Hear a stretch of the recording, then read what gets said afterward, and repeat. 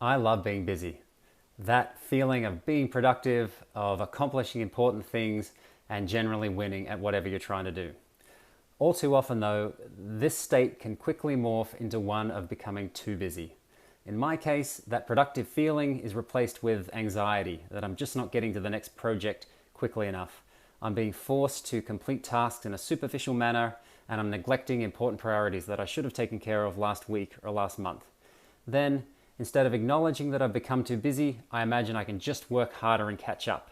I begin making lists and then rearranging them, hoping that by writing it all down one more time, the workload somehow shrinks and becomes more manageable. Maybe you can relate to this.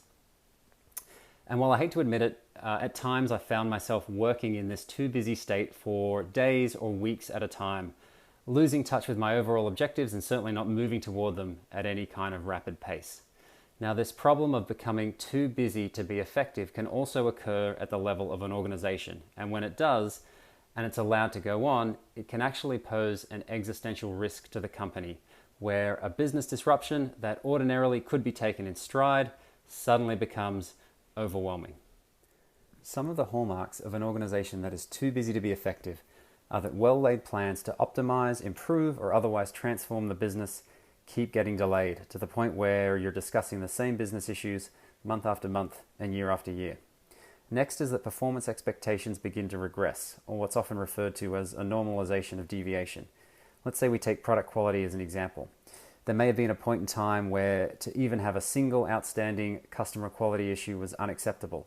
But now that we have several of them occurring at once and not enough bandwidth to address them all, having one actually seems pretty good. And finally, people are burning out and either leaving the organization or staying but withholding their full effort. Not their hours necessarily, but their commitment to the business, because it's just too painful to keep striving for excellence. When an organization allows itself to become too busy, it creates two big problems, neither of which can be solved by just working harder.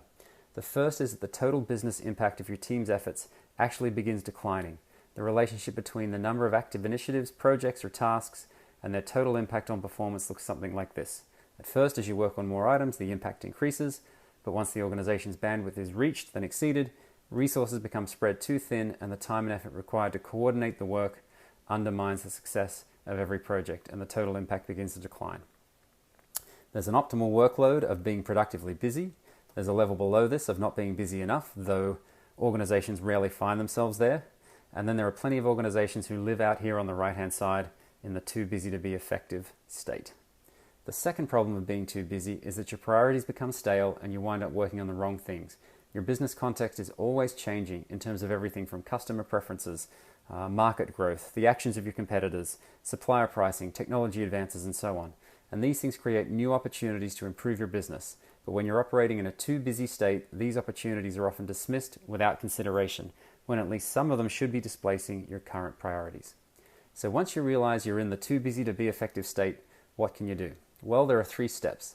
The first is to acknowledge the problem, that it's not a temporary condition that will get better by itself, and that a deliberate intervention is required to get back on track. That necessary intervention is a serious dose of ruthless prioritization. This means cataloging all the initiatives, projects, and tasks, and stopping or deferring enough of them to make a difference. At first, it doesn't matter too much which projects, as it's unlikely you'll forsake a business critical opportunity, but you must keep shrinking the list until it hurts. Kill the pet projects, mourn their loss, and then move on. Finally, preserve a small amount of sacred bandwidth for periodic reprioritizations as conditions change over time. This is the preventative measure to ensure you don't become too busy again by continually adding priorities without taking anything away. Then when you get back in the productively busy zone and you're confident you're working on the top priorities, you create breathing room and bandwidth to consider new potential opportunities as they arise, and you can focus on raising the organization's capabilities to effectively tackle more projects at once and to become a stronger, faster moving, more resilient organization. And if you have any questions or feedback, please don't hesitate to reach out.